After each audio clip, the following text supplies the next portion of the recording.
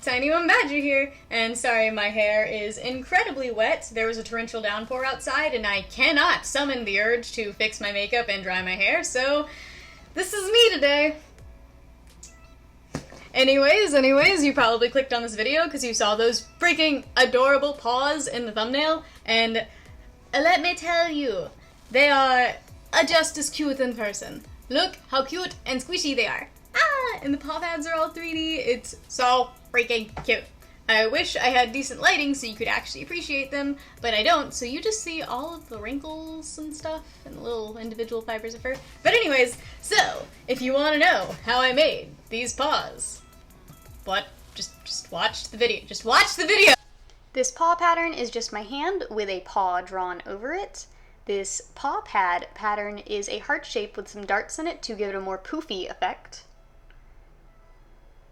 And lastly, this weird circular shape, it's got a bunch of weird darts in it because it's a perfect circle, and perfect circles aren't really easy to make. But weirdly enough, it is a beauty blender bottom that I just wrapped in saran wrap and duct taped over to get the pattern. On some Minky fabric, I'm cutting out 2 of the big paw pads and 8 of the tiny paw pads. That's just my pattern drawn onto a piece of paper to make it flatter and easier to cut out. Then I laid down my paw pattern onto some long pile fur, making sure the fur is pointed towards the toes, and started to trace it out.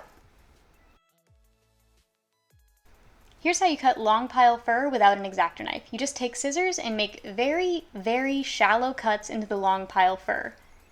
Just little tiny baby cuts just like that. If you were to do big, like giant gulping cuts, then you're going to cut down on the pile. But if you just do little tiny shallow cuts, your pile isn't destroyed and you're not getting fur everywhere. This is just the method that I use because I don't like using an X-Acto knife. See, if you do really big cuts, then you're going to lose a lot of fur along the way, and it's just not going to be a very pretty edge.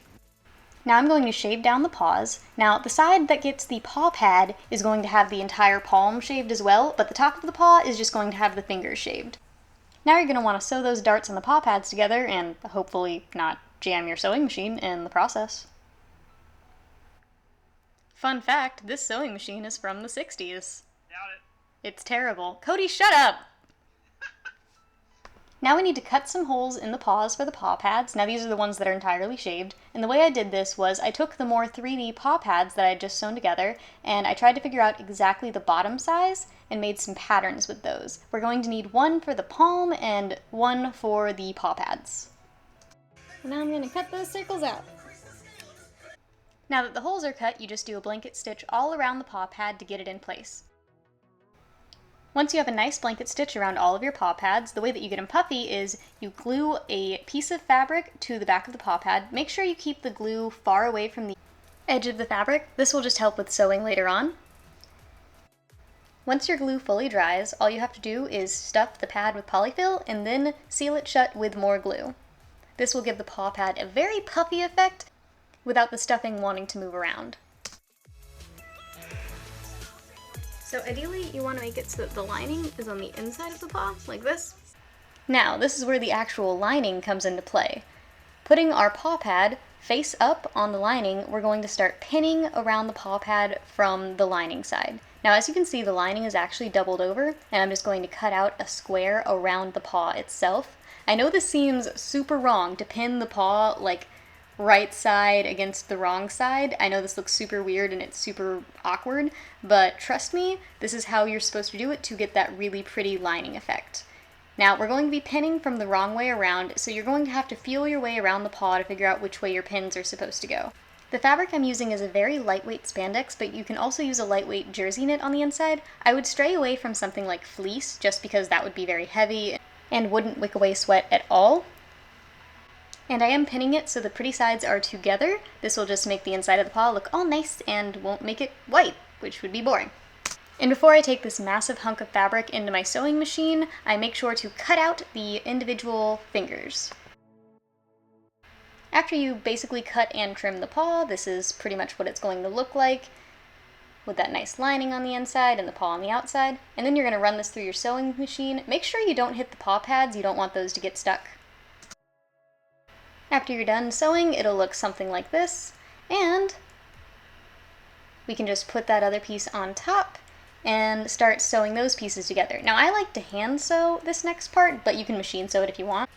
With the right sides facing together, we're going to start sewing them together with a blanket stitch. Now, the way that I like to do this is I just focus on the two fur pieces and sewing them together. You don't have to sew the spandex together because it's already sewn to one of the pieces and it's already well held in place.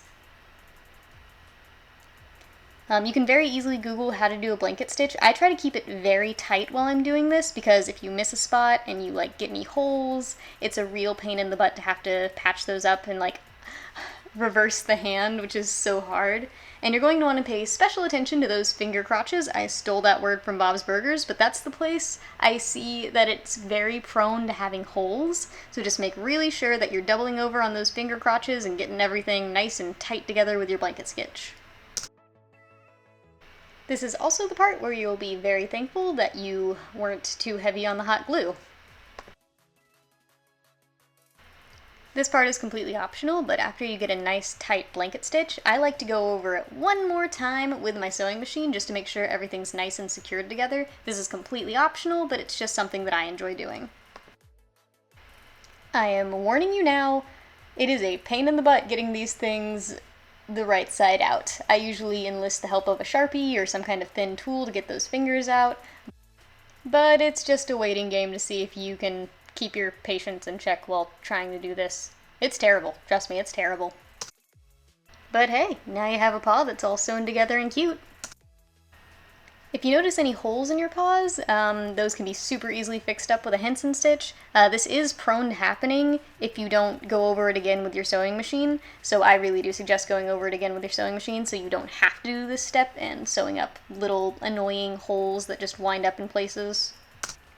Then I like to add a little bit of stuffing to the inside of the fingers. I just go above the lining and add just a teeny bit of stuffing right where the fingertips are. To finish off the paws, I just go all around the lining and the paw with a Henson stitch just to get a nice edge going there. And to finish everything up, I just go over that Henson stitch with a top stitch to sort of stretch out the fabric from where I bunched it up with my stitch. And just to make everything a little bit prettier and give it a little bit more stability, make it more sturdy. It feels professional, I don't know. And this should be your final product. You're gonna want to brush it out, fluff it up, make them all cute to get that fur out of those seams. And other than that, you're gonna have a pretty cute paw. They do have a certain amount of dexterity. You can hold things with them. You probably can't use scissors in them, but other than that, you can pretty easily pick something up. You're not dead to the world when you're wearing it. And lining it just makes it look so cool and so professional. A lot of people put bias tape around the edge, but I've found you shouldn't do that unless you know how to do it. And I barely know how to do it, and I could not teach someone how to do it. But if you're actually curious about how to make an elasticated little wristband, I do know how to do that, so I might make a tutorial for that in the future. I was taught by someone 3 million years ago how to do it correctly, so I can't guarantee I will teach you the correct method. I could teach you just completely the wrong way to do it. But yeah, these are done. Expect another video to come out in a few days. Cody and I filmed a video together, so you guys... He's not a jerk, I promise. I was just shoving a camera in his face. I'm sorry he came off as a jerk. But he's not. He's fine. Yeah. Little paws. Little paw pants. And, usually, 2 fingers go in here, but I don't know. Cute. But yeah, this is me. All of my makeup got washed off with, my eyeliner, so at least I'm having a decent complexion day. Kill me. Anyways, so I hope you guys love this tutorial. Maybe you make some paws for yourself if you want to. Maybe not. Who knows? Alright, and I will see you guys later.